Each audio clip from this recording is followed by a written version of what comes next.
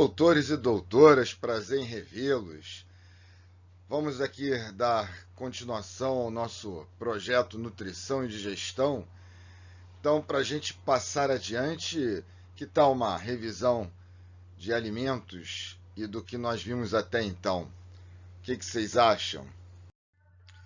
Então, antes de qualquer coisa do nosso bate-papo, vamos lá convidar seus familiares, todo mundo que estiver em casa para assistir junto com a gente essa pequena revisão, tá? Todos nós vamos aproveitar juntos e que sejamos todos bem-vindos nessa empreitada. Bem, começando o nosso slide de revisão, vamos falar um pouco sobre sabor e paladar, que é o que chamamos de sabor, na verdade, uma combinação de odores e gostos percebidos pelos sentidos gustativo e olfativo, ativados pelos seus quimiorreceptores. Surpreendentemente, este último é responsável por aproximadamente 80% da sensação que temos ao ingerir um alimento. A textura, temperatura, ardência e cor dos alimentos também influenciam nas sensações palatais, sendo o gosto final a resultante de todos os estímulos recebidos, enviados ao cérebro e ali interpretados. O paladar, senhores, é uma sensação química específica percebida por células específicas, denominadas papilas gustativas, que estão localizadas na língua e no palato. Estas promovem, além das sensações táteis, aquelas relacionadas aos sabores. Além dos sabores salgado, doce, amargo e azedo, o pesquisador, cujo nome está aí no slide, Kikunai Ikeda, da Universidade de Tóquio, identificou em 1908 um quinto sabor relacionado ao gosto de alimentos ricos em proteínas, o umami, cujo ácido glutâmico é o principal aminoácido que provoca a sua sensação. É encontrado em alimentos como a alga kombu, cogumelos, carnes, queijos fortes, tomate e leite materno. Então, doutores e doutoras, um pouco mais sobre o sabor umami, o quinto elemento, que além do doce, salgado, amargo e azedo, alguns cientistas e profissionais da gastronomia consideram a existência de um quinto sabor, que é o umami. Este, que significa sabor delicioso, foi descrito no início do século XX pelo pesquisador Kikunai Ikeda, da Universidade de Tóquio, através da extração do caldo básico de algas marinhas desidratadas. Intimamente ligado à sensação gustativa que alimentos ricos em aminoácidos proporcionam, o umami tem o glutamato monossódico, sal sódico do ácido glutâmico e outros compostos desse ácido, como um dos principais componentes responsáveis pela sensação que proporciona. Bastante utilizado no Oriente há mais de 1.500 anos, o glutamato está presente em alimentos ricos em proteínas, como carnes em geral, incluindo frutos do mar, cogumelo, ovo, queijos fortes, shoyu, alga kombu, nozes, aspargo, cenoura, ervilha, milho, tomate maduro, cebola e até no leite materno. Além disso, é encontrado em diversos alimentos industrializados, como sopas prontas, congelados, enlatados e realçadores de sabor, estimulando receptores relacionados ao quinto sabor, presentes em várias regiões da língua. Quanto aos industrializados, muitas linhas acusam o glutamato como causador de obesidade, possivelmente devido ao sabor que proporciona aos alimentos, estimulando uma maior ingestão de calorias do que as requeridas em uma dieta básica diária. Bem, vejamos, senhores doutores e doutoras, algumas curiosidades. Os receptores gustativos são estimulados graças às substâncias químicas presentes nos alimentos que desencadeiam o impulso nervoso. Os gostos doce, amargo e umami são percebidos em virtude de receptores de membrana acoplados às proteínas G. Já o salgado e o ácido, para serem percebidos, dependem de canais iônicos. Percebe-se, portanto, que existem diferentes células especializadas para a percepção de um determinado gosto. Após a percepção desses sinais, o impulso nervoso deverá ser levado ao sistema nervoso central, onde será interpretado. Pesquisas recentes demonstram que cada sabor ativa uma região específica do córtex gustativo, com exceção do azedo, que aparentemente não é percebido nesse lugar, não é interpretado nesse local. Algumas doenças podem prejudicar o paladar, assim como alguns medicamentos, principalmente aqueles usados de forma crônica. A quimioterapia e a radioterapia também estão relacionadas com a perda e alterações nesse sentido, porém esses efeitos podem ser revertidos após o tratamento. Você sabia que a temperatura pode influenciar no sabor do alimento? Pois é. Quando temos alimentos mais frios, percebemos melhor o gosto azedo. Quando o alimento está com uma temperatura maior, percebemos ele mais doce. Sendo assim, chocolates que ficam guardados na geladeira apresentam-se menos doce que aqueles consumidos na temperatura ambiente. Daí não se guardar chocolate na geladeira, exceto naquele verão brabo do Rio de Janeiro, senão ele derrete todo e aí tu não vai perceber nada porque não vai haver mais chocolate. Pesquisadores brasileiros e norte-americanos publicaram na revista Proceedings of the National Academy of Sciences a descoberta de receptores nicotínicos nas papilas gustativas. Pois é, senhores, tal fato pode contribuir significativamente para a dependência de determinados indivíduos pelo cigarro. Céus! Então quer dizer que você pode se viciar no cigarro pelo simples gosto, pelo simples paladar na sua língua. Sabiam dessa, senhores? Muito interessante. Vamos lá, doutores e doutoras, vamos dar uma exercitada aqui. Esse exercício já está disponível para vocês desde quando o slide foi disponibilizado. Então, eu espero que vocês tenham tentado e agora a gente vai corrigir o exercício. Vamos ver a primeira questão. A língua é o principal órgão relacionado com o sentido do paladar. Nela são encontradas estruturas formadas por células com propriedades neurais que são capazes de perceber os diferentes sabores. Indique corretamente o nome dessas estruturas. Gente, na língua, as estruturas responsáveis pela sensação dos diferentes substâncias químicas presentes nos alimentos são as papilas gustativas. Então, a resposta correta é a B. Lembra da correção e veja se você acertou da outra vez, desde que você fez o exercício. O número 2. O paladar é um sentido responsável por garantir o reconhecimento do gosto dos alimentos que consumimos.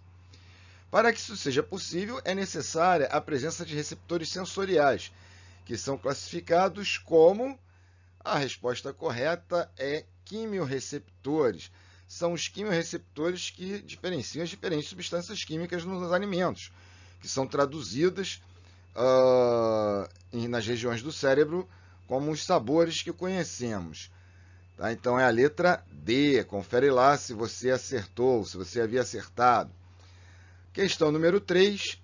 Sabemos que os botões gustativos não são encontrados exclusivamente na língua. Entre os órgãos citados a seguir, marque o único que não possui botões gustativos em sua superfície.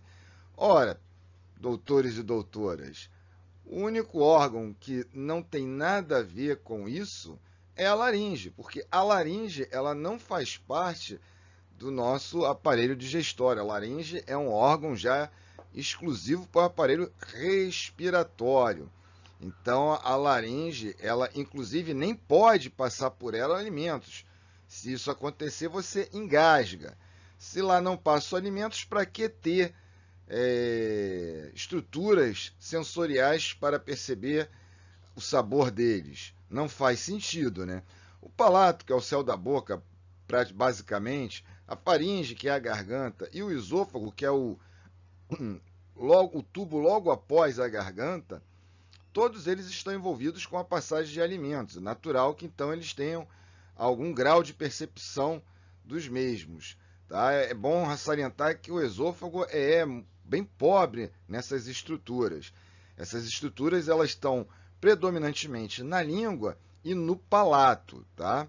Na língua e no palato. Faringe e esôfago, ou seja, as porções posteriores da nossa boca, a nossa boca, elas vão ficando cada vez mais escassas, estruturas que percebem as diferenças sensoriais do alimento. E por último, vamos ver se vocês lembram aí das curiosidades, né, que nós acabamos de ver ali no slide. A questão número 4.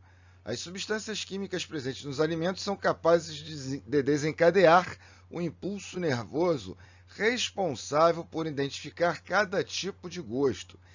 Cada sabor estimula uma região do córtex gustativo, com exceção do... Atenção, vocês notam que essa questão aí, ao invés de 4 opções, tem até 5. É a questão de ouro. Ora, doce, amargo, salgado e umami são percebidas pela região do córtex gustativo no cérebro. A exceção é o azedo. Confere aí se você havia acertado essa questão também. Caso contrário, faz de novo e lembra da correção. Então, vamos dar continuidade à nossa breve revisão. Bem, doutoras e doutores, depois de focarmos na parte sensorial, questão do paladar, do sabor, vamos agora dar atenção especial ao alimento em si e os nutrientes que ele nos fornece, né? Os nutrientes que os alimentos nos fornecem. Os nutrientes são substâncias encontradas nos alimentos e que possuem funções específicas no organismo. Eles são essenciais para o funcionamento adequado do corpo humano. Os nutrientes podem ser encontrados em uma diversidade de alimentos e cada um possui uma função específica. Na verdade, a gente tem que lembrar que os nutrientes eles até podem apresentar mais de uma função. Quando a gente enfatiza a função específica, é na verdade prioritária. Há uma função prioritária de cada nutriente, ok? Então, continuando aí falando sobre os nutrientes, vamos ver os tipos de nutrientes. Os nutrientes podem ser do tipo energético, construtor ou regulador, uma forma muito resumida de classificá-los, tá? Os nutrientes energéticos possuem como função fornecer energia às células. São exemplos de nutrientes energéticos os carboidratos e os lipídios. Lembrando que as proteínas você também pode tirar energia delas, mas prioritariamente são os carboidratos e os lipídios, principalmente os carboidratos. Então, os nutrientes energéticos são nosso combustível, para a gente ter uma linguagem mais resumida e direta. Já os nutrientes construtores ou plásticos participam da constituição de enzimas, anticorpos, hormônios, além de outras estruturas do nosso organismo. São representados pelas proteínas. Lembrando que não somente as proteínas. Aqui nós estamos citando os principais, os protagonistas. Tá? Nós sabemos, por exemplo, que lipídios constituem a estrutura, são importantes na estrutura da membrana celular. Tá? Mas quando falamos em alimentos, em nutrientes construtores ou plásticos, também podemos chamá-los assim, a gente pensa prioritariamente nas proteínas. E os nutrientes reguladores são aqueles necessários ao bom funcionamento do organismo, auxiliando, por exemplo, na prevenção de doenças e no crescimento. São exemplos de nutrientes reguladores as vitaminas e os sais minerais. Uma observação importante é quanto às fibras vegetais. Não são classificadas como nutrientes, porém são alimentos importantes, porque elas têm uma ação mecânica na nossa digestão. Então, embora as fibras vegetais ricas em celulose, um carboidrato, um polissacarídeo vegetal, elas não sejam consideradas como nutrientes, elas não têm valor nutricional, elas são essenciais no bom funcionamento do aparelho digestório. É bom que fique registrada essa observação. Bem, agora, doutores e doutoras, a regra de ouro na escolha alimentar, segundo o Ministério da Saúde. É bom lembrar que essa regra de ouro é visando o teu bem-estar, a manutenção da tua saúde.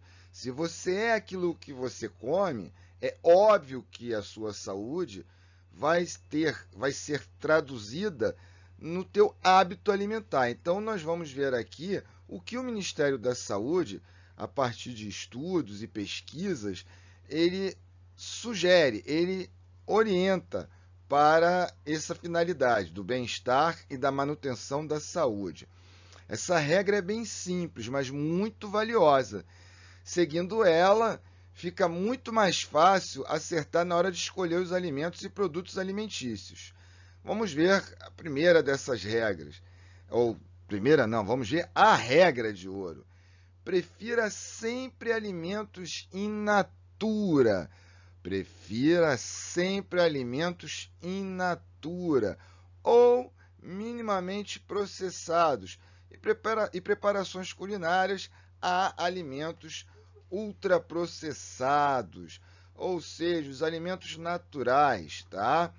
Sem muito processo industrial, sem muita industrialização, sem muito processamento. Se for escolher um alimento para consumo que sofra algum processo industrial, que ele seja mínimo. E mesmo assim, sempre o coloque como acessório, como acompanhante. O protagonismo da tua alimentação deve sempre ser dos alimentos in natura. Essa é a regra de ouro.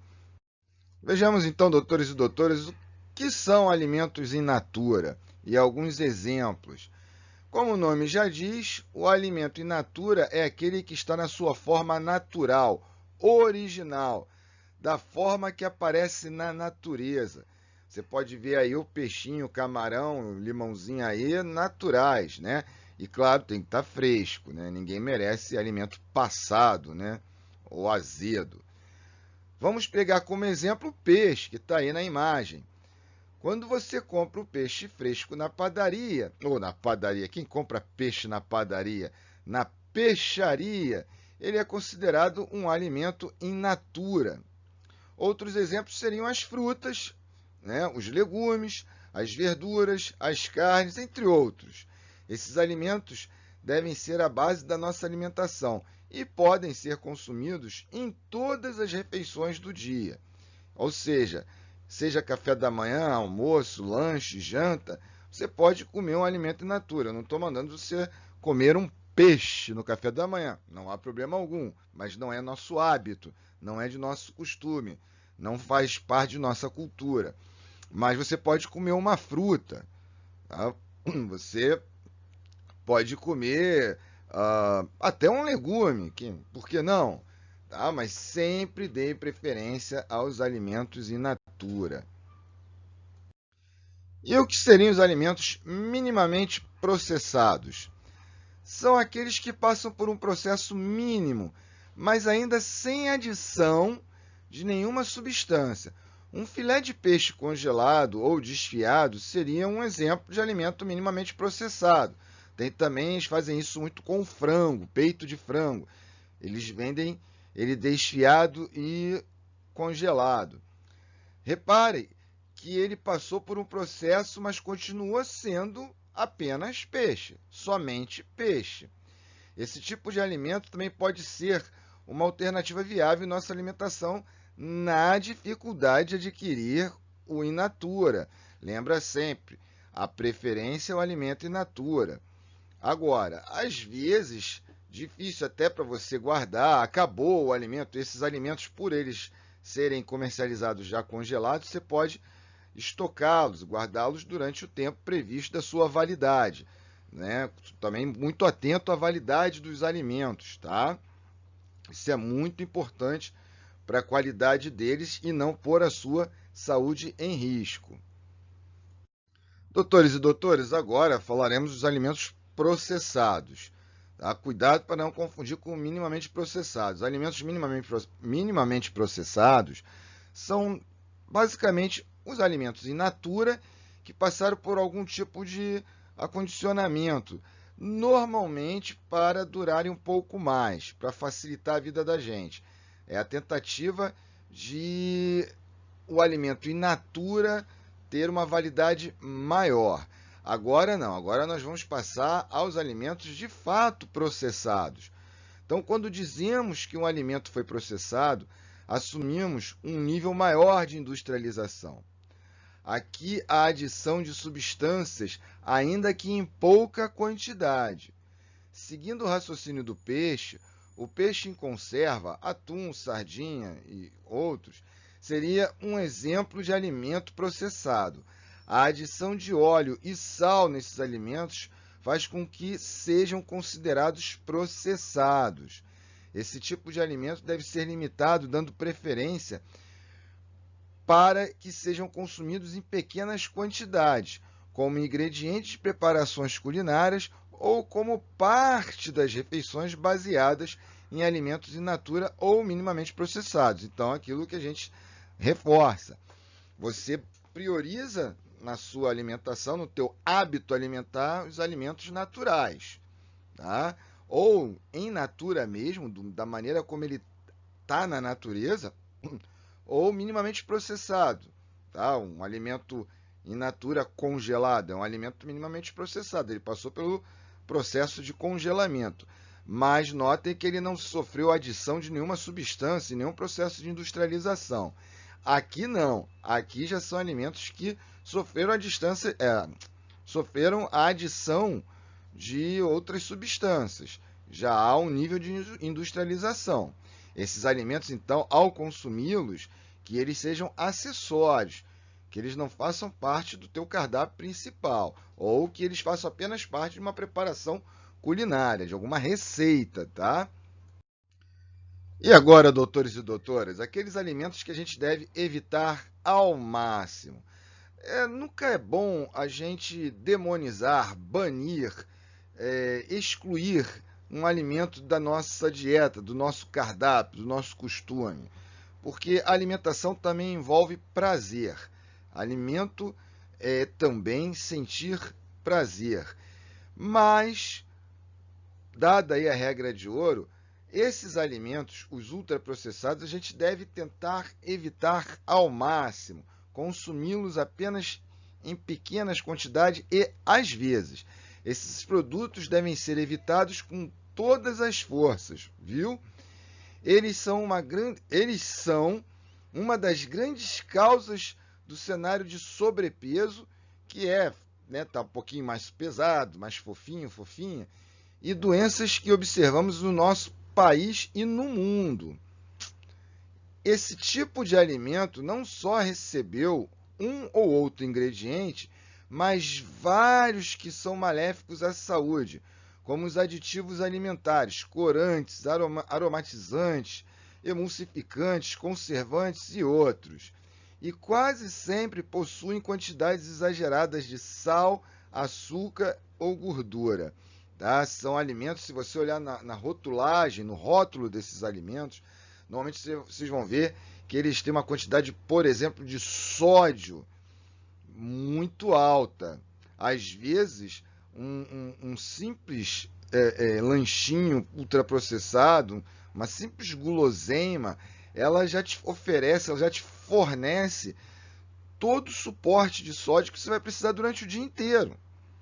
Então você acaba tendo uma overdose dessa substância. o que pode ser muito ruim, por exemplo, na manutenção da tua pressão arterial, ok? Um patê de atum industrializado ou um empanado pronto de peixe, um nugget de peixe, seriam exemplos de alimentos ultraprocessados. Então aqui vocês veem, a gente está sempre nessa linha do peixe, não é à toa, né?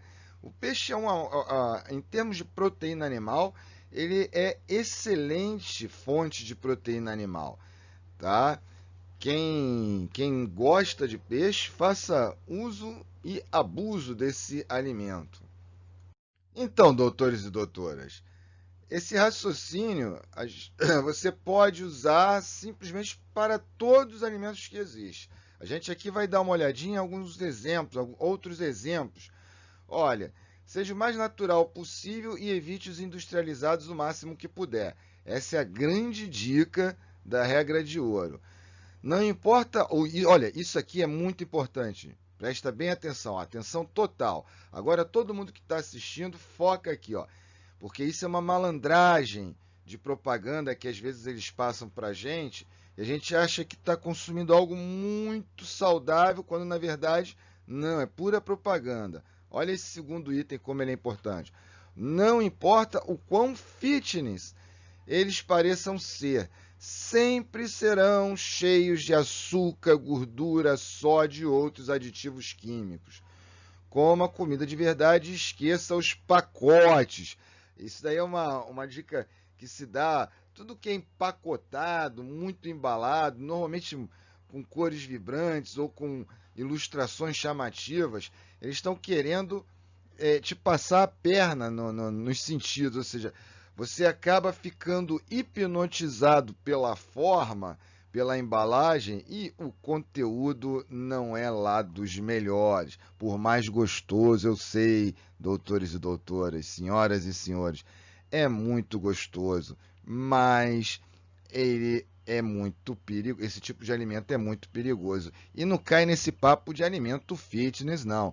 Quando ele é processado, e principalmente quando ele é ultraprocessado, não tem esse papo de fitness, né? Tem um papo que faz mal mesmo, faz mal. Fitness é alimento in natura, equilibrado, você escolhendo os alimentos in natura.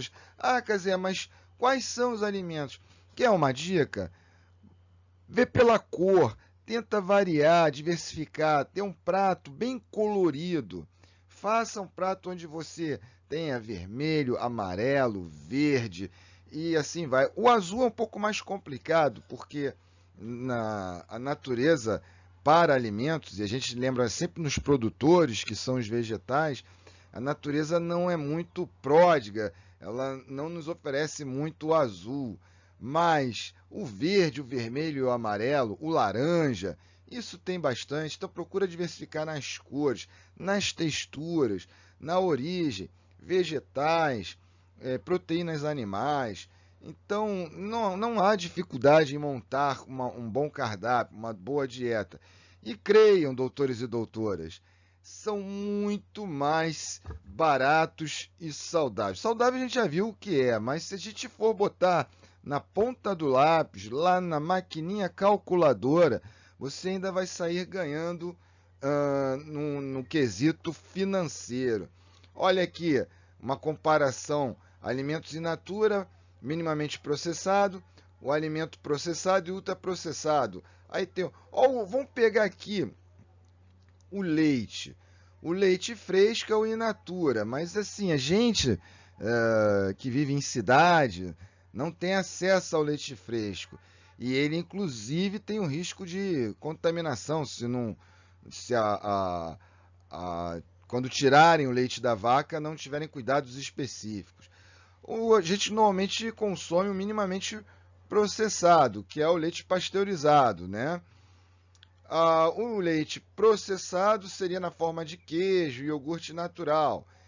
E o alimento ultraprocessado é aquele iogurte com sabor, cheio de corante, aditivo. A gente, nas aulas originais, a gente falou um pouco sobre isso, tá ok? Olha, você tem o milho também. O natura é quando você come aquela espiga de milho. O alimento minimamente processado seria o milho congelado. Também não é muito comum na nossa cultura. Os norte-americanos usam muito isso. Agora, aquele milho enlatado que a gente compra, aquela conserva, esse é um alimento já processado, porque ali você tem muito sódio, tá? Muito sódio. E o ultraprocessado é aqueles salgadinhos de milho, fofura da vida, os cheetos da vida e etc. Então, aqui tem uma série de exemplos que você pode seguir para a sua curiosidade. Então, doutores e doutoras, ficamos por aqui na nossa revisão para partirmos para um novo horizonte, ainda ligado à nutrição e digestão. A gente vai falar um pouco sobre a evolução dos hábitos alimentares para adentrarmos com força, de fato, no processo digestório, ok? Então, até breve e foi um prazer estar com vocês todos até agora. Abraços!